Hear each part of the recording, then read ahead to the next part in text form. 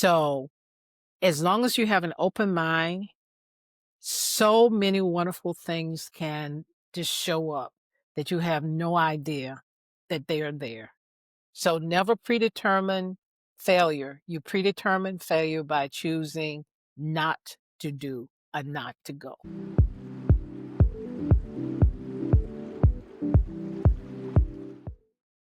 Hey, everybody, and welcome to my show. My name is Tiffany Alexander, and this is Unveiling Journeys. Man, I'm excited to have you here today. Just a smidge about me. I love people. I love the power of networking, the power of meeting cool people. And I hang out occasionally here and there in the networking room, which is how I met my guest today.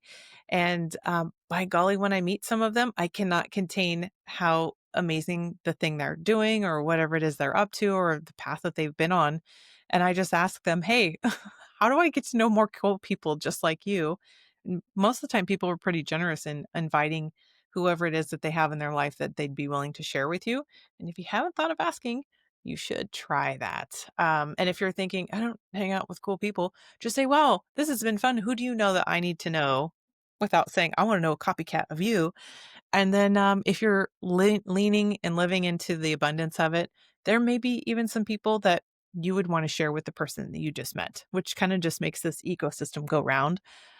Which is what brings me to our guest today. Pretty excited to have you here to listen to Fran. She has a fun story and all the cool things that she's doing. We've been able to hang out in a networking room darn near every other week for a little bit now. And so I'm excited to tell you about what she's been up to, what she's doing right now, what's on the horizon, and then a little bit more of her journey. So with that, welcome, Fran. Thank you so much for being here. Tell everybody who you are and what you're up to right now. Okay. Thanks, Tiffany. I really appreciate the opportunity to be with you and your audience today. And just to share a little bit about, what's going on with me. So today I am a business consultant. Okay, that's a simple statement. But what I really do is I work with small businesses to help them fix the things that's driving the CEO crazy. Okay. So, I mean, what generally is happening is chaotic.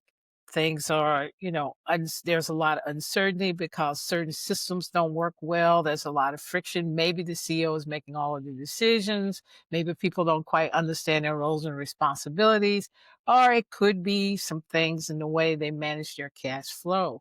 But the whole idea is I come in and I find those places where they are losing time, their effort, and money, and fix them, help them fix them, and then learn new capabilities so that they can continue to grow and evolve their business. I Ah, guess it's sort of like being a combination of operations manager, human resources manager, and just a girl Friday. I guess it's the best way. What you need. yeah. Yeah. What's interesting about this is, when I was asking you, "Hey, what's the title?" And you're like, "It's almost like kinda like this, but that isn't my exact title," because you have so many years in business and so many companies and so many insights that you have. You're almost like, I need to see it all so that I can see where the struggle or where the structure or where the leaks are over here so that I can help you. And you may not even know what that is. And so I love that you can come in as this neutral person that's just trying to make their company better. And you have the ability to tap into that. And you've had several amazing clients that you've done this for, and you want to keep doing it for them. And I Yes. thought, oh, this is a fun thing that business owners really need to have, to be able to know someone like you that they didn't even consider letting someone into their world, and that someone should and could be able to show up like this to make them bigger and better. Because is that what you want? You're in business to make your clients happy, right? To do Absolutely. whatever it is you're supposed to do for them. That's Um, right. Man, there's so many fun ways to look at this. And I appreciate that you are here to share this journey in it. Do me Hmm. a favor, let's do this. Let's start over. Like, what is your journey from the beginning? Where are you from? I know you live so far away from your home, and I want to hear all about how that happened. And what was it like growing up, for what you want to be and what you end up going to school for? Let's hear it all. Oh, wow. Okay, so I'm a native South Carolinian. I grew up in a small town called Abbeville, in the upstate of South Carolina. I guess about 50 miles southeast of Greenville, if you want to kind of get situated on the map. 5,000 people. Um, my parents were educators. I have two sisters, and we had enough space so all of us could be the only child. So my older sister, between she and myself was 7 years, and between me and my younger sister is 10 years. So we all had a chance to be the baby and the only child. I was, in the middle, so did I have that middle child syndrome? Maybe, maybe not, but I know I was a free spirit, and, my parents, they kind of, nurtured that, my creativity, the fact that I was somewhat stubborn, making up my own mind about things. But actually, they brought us up to be independent thinkers, and their favorite thing was to say, "Be willing to be different. In fact, enjoy being different. So if everybody is speeding off of the cliff, you go and do something else, and be okay with it." And so that bred a kind of independence and the ability to say, okay, well, how young people can be, kids in school, they can, they can pick at each other and, do those kinds of things. And I would say, okay, I don't have to be in this group.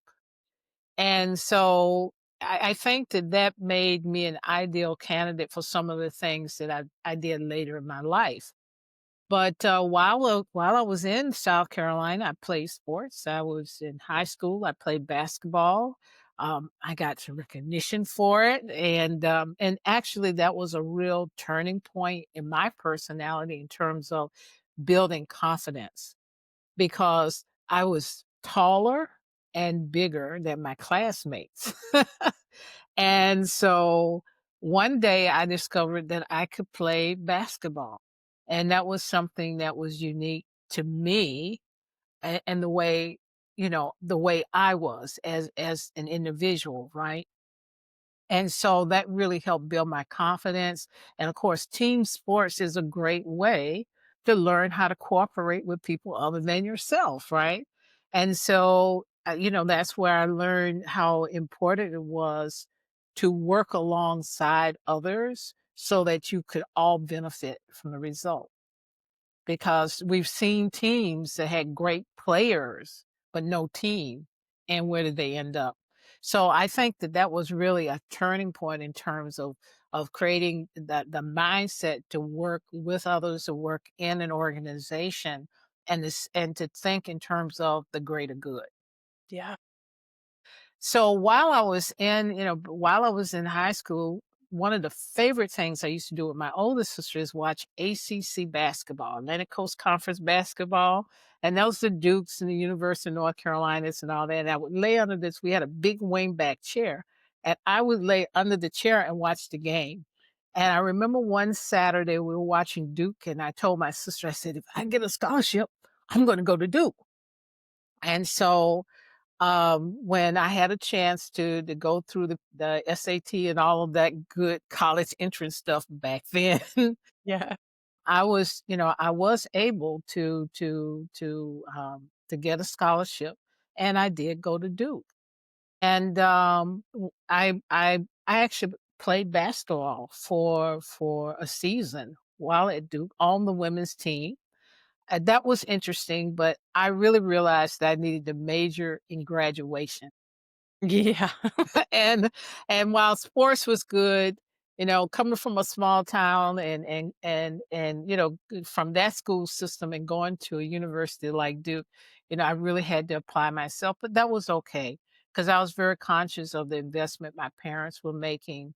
And I just wanted to make sure that I, really took advantage of what they were able to give me and get it done. So I just said, "Okay, I'm just gonna focus on sports."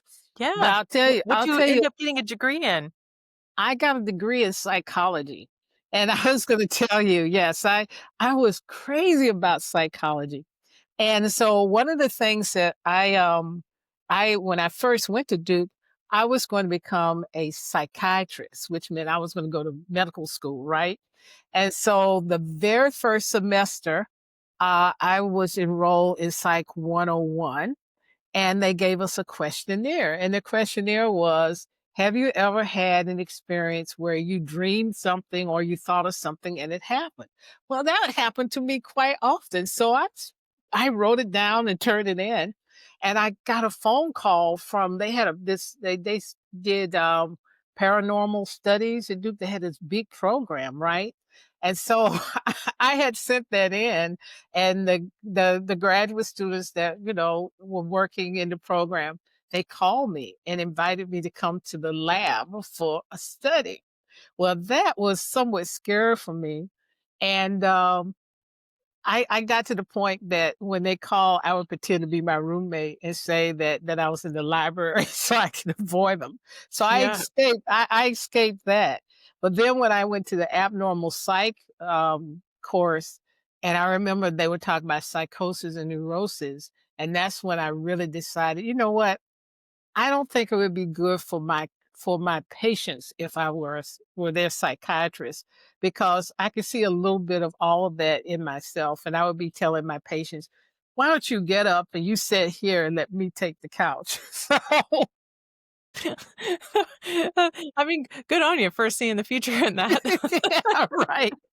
So, I just decided, okay, well, okay, maybe psychiatry is not for me. But then one Saturday morning, I was in my dorm room, and a sophomore, and I said, what am I going to do with a psych major? And literally at that moment, a sheet of paper slid up under my dorm room door and flipped over, and it said careers for psych majors. I picked the paper up and I looked, and it was at that time calling them personnel managers.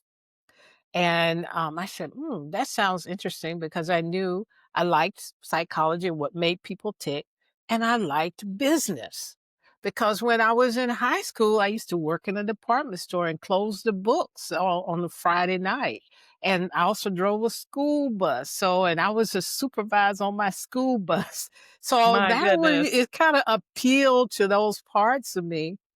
And and then that's really how I chose my career of human resources. And one thing led to another, and I ended up going to work. My very first quote unquote career job was with then Union Carbide, was a big conglomerate. And I went in as manufacturing manager. So I didn't really start in human resources, but I went in as a line manager in manufacturing. And that was golden, because everything that I learned about managing people came from that experience of being a frontline supervisor.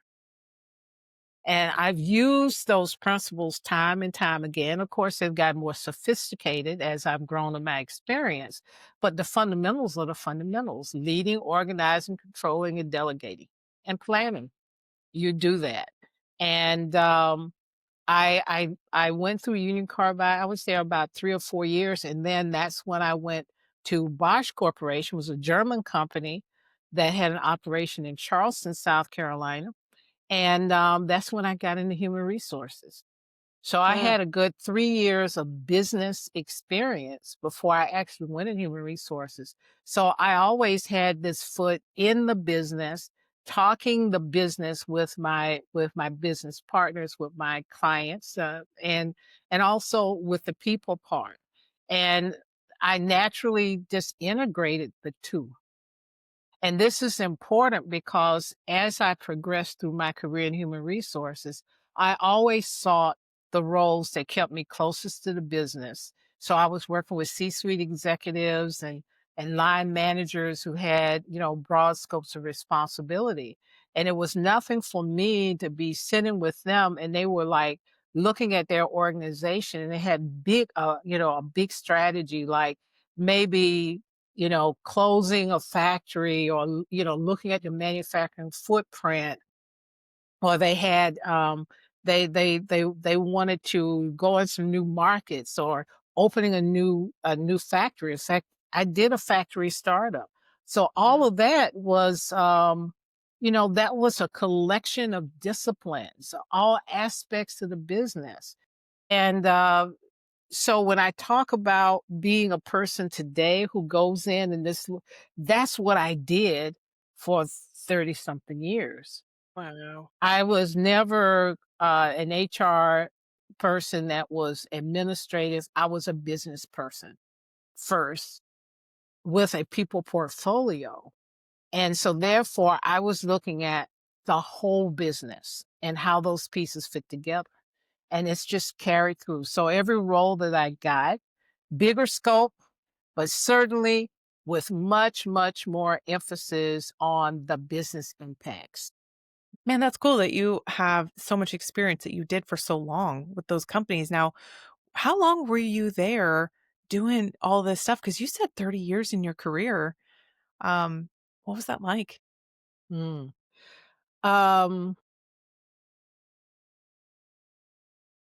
it was, I would say, first of all, it was exciting. I had great experiences because I was working with multinational corporations. And so that meant I had a lot of exposure to different cultures. And it was quite interesting how certain aspects of things that we were doing in the United States really did not resonate the same way in some other parts of the world. And so translating what we were doing as an American corporation into a way of doing things that people understood and could embrace was so important.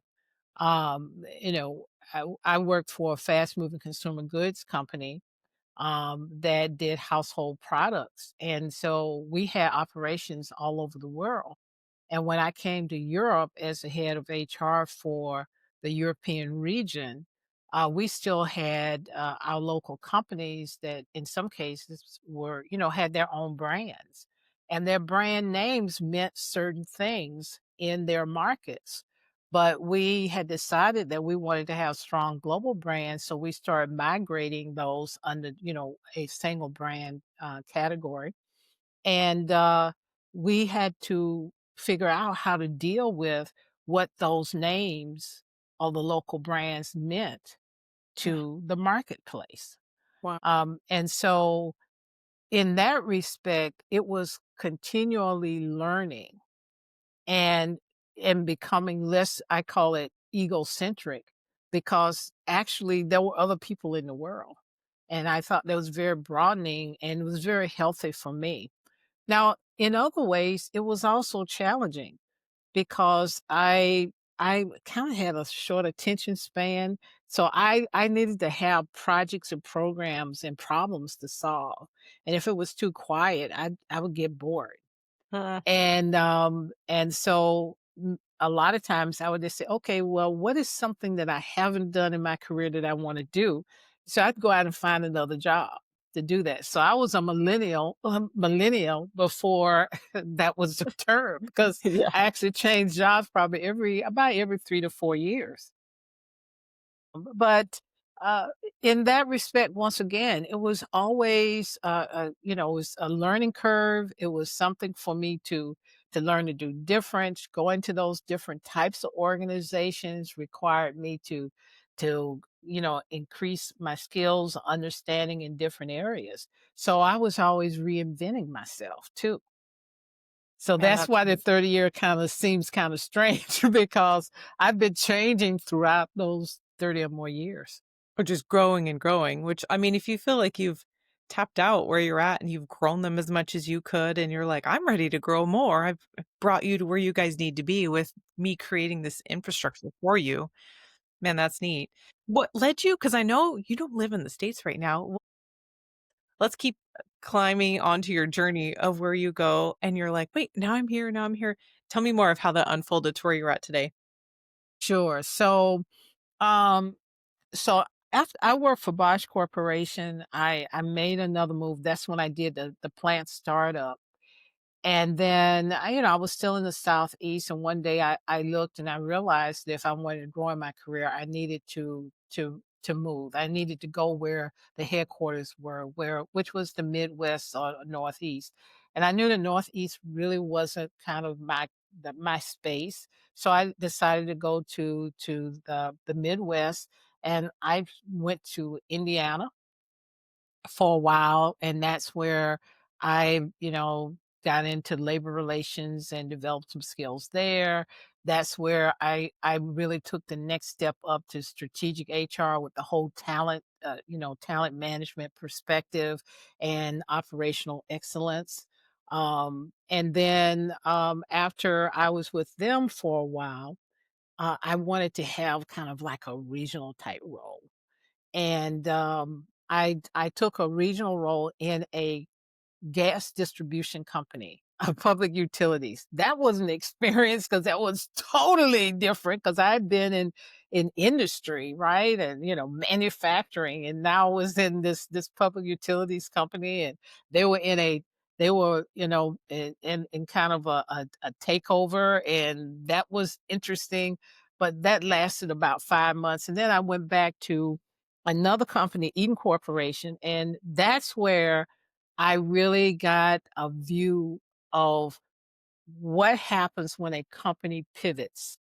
When it's pivoting its position in the marketplace and its business model. Because it had gone pretty much from being an automotive business to being a conglomerate. I mean, they had different segments because the whole idea was to set the company up so it could ride out its business cycles, because some of those businesses were very seasonal. And I saw the CEO come in, and he had it was a great organization, always a great organization, but he was branding it as incorporation. And I watched him do that. How he used communication, how he himself went on the road, and he gave the reason to believe. Leadership 101 is what I saw. I saw them to go from everybody doing their own thing to using lean enterprise and having a system where they could assess the performance of the business and have consistent standards. So I was part of that because we had to implement that in our local operations. So that was just so enriching from that experience. And then I would say, now I'm really ready to manage people and to set direction. And that's when I went to the FMCG company, SC Johnson. We know Windex, right? Yeah, yeah. So I went to work for them in Wisconsin. And that was a totally different experience in that they had a tremendous philosophy in how they develop talent. It's social responsibility, the way they treated their people. It was just an awesome, awesome company. And here's a little story about that. So, of course, I when I went to Duke and actually decided that I wasn't going to do psychology, and I started doing management courses, I actually kept all my books. Okay, so when I moved to Wisconsin, the movers had brought all my books in and dumped them in my office. And so I was coming in from the office, and I was going into my office, and I was stepping over books. And every time I stepped over one particular book, it would just feel like something was saying, "Look at me, look at me." And I would look down at the book, and I would see this book, and I just keep going, but it kept calling to me. And so later that week, I went to the main campus where the headquarters really was situated because I was at the big factory. And I went in and I looked, and we had a globe, and I looked at the architecture, and I said, uh, um, wait a minute. And I went home and I picked the book up, and on the cover of my college management book was the photograph of SC Johnson's headquarters campus. And it What? had been it had been featured in that management book as an example of management 101. This is what you really wanna be Oh my doing with gosh. your organization. That's And, cool. that's when I realized that I had probably made one of the best decisions in my entire life. Um, it wasn't that move was not motivated by anything financial. It was motivated purely by the hope of experience that I wanted to have. And, I guess after I'd been with the company maybe a couple years, I was invited to come to Europe, to come to London in an interim assignment, and it was a test to see, was I really ready to take that step out of operations into the broader business context and into marketing and sales. And I must have passed the test because a couple years later they asked me to come back as the head of HR here in Switzerland, for the European organization. And so I came back, and after 2 years, I liked the culture, and so I asked my bosses, would they help me, and if I could help them, so that I could stay here to get my residency card. And that's Okay. how it worked out. So it was supposed to be like a 3-year assignment. It ended up being about 6 years. Hmm. And, after 5 years, I was able to get my permit C, my Swiss permit, and, so I've been here since. But That's so cool. I had to leave SC Johnson because it wasn't a destination, and I actually ended up going to work for a Swiss-based company for another 5 years. So, Wow. that's how I got here. I love how this comes, like, all the way around to where you're at, and the company that you work for yourself now is really an independent to help anybody with this vision of where they're at, and then to find the poke the holes in whatever it is they didn't even know that they didn't know. Um, you've done so much and you've crushed it, right? Like you're already kind of where you want to be at retirement, but you keep going. Tell me, why do you keep showing up? Why do you keep trying so hard? Mm. Ooh, I it's important for me to continue to give, to be relevant, to contribute. I think my family, I was fortunate to have a family that were great examples, and a lot of people have great examples. My parents, even after their retirement from teaching education, they were quite active in the community. My grandmother, who was 62, went back and got her GED, and then went on to get a certificate. And she had a choice, infant care or geriatric care, and she loved babies, so she decided that she was gonna be a private assistant to young mothers when they first came back from delivery, and, she would care for the newborn. And, that was her business. So she established her business when she was 63 years old, and she did that until she was in her 70s. So, with that kind of example, I mean, I just never even think of the R word. It's Yeah, yeah, that's just not me. It really lights me up when I talk to someone and they're working through a situation and we come to a solution and they just like, "Oh, wow, this really helps me." I mean, yeah, I would probably do what I would do for free, but that's not appropriate either. yeah. So, yeah, that Oh that my really goodness. motivates me. Let me do this. I have 3 more questions left because people probably wanna hear out what it is you have to say and have some time to take a peek over their business. Where do you want everybody to come find you? The ideal place is to find me on LinkedIn. Now, when they look for me, they should look for Frances Melvina Strickland. That's my passport name so that LinkedIn will always know who I really am. Right, But, right. look on LinkedIn, and the reason why I say LinkedIn, because LinkedIn has my integrated profile. Because when I first started my business, it was on leadership and organization, and then I added the business consulting. But on LinkedIn, they see the fully integrated positioning of my business. And so it's both leadership, organization, and business consulting. Perfect. Now, what do you have on the horizon since the R word isn't even a thing? Well, I'm really into AI, and I have a few assets that I've developed in support of my business model. And so now I'm really looking forward to converting that to tools and resources to empower CXOs and owners to really get a handle on their situations. Because most of the time it's not a matter of having information, it is having the accountability and the support. And that's where I come in. But then they need tools to help them understand that they need help. So I'm really looking forward to doing that. I love it. All right, this is it. The last question so we can wrap up. What do you want to leave with everybody for your golden words of wisdom? Golden words of wisdom.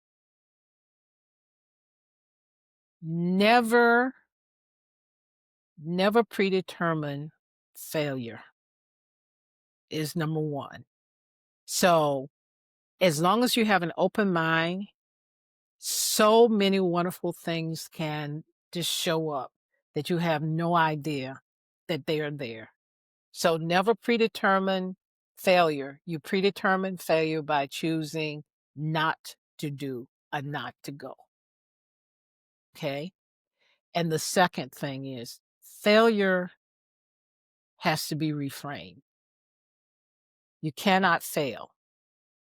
You either succeed, you learn, or you transform. Yeah. The third one is matter and energy are neither created nor destroyed. So if your dreams and aspirations have power and can materialize, everything you want is right there in front of you because our thoughts and energy, and it's simply transforming one into something that we want to see in our lives. Hmm. Man, those are so good. I thank you so much for your time. I am so glad that you got to come on the show and I get to tell your story, tell everybody where you're at and all this amazing experience that you have, which is why it would be so important for you guys right now to go friend Francis Melvina Yeah. Strickland on Yes. LinkedIn. If you're like, I don't know, Tiff, just go friend me and I will get you to her. And it's in all the show notes below. Sure. So I am so happy you came today. Again, thank you for your time. And everybody that stayed this long, thank you so much for listening in. And I'll see you guys on the next episode that we'll have. And go have a great day. Bye. Bye. Thank you.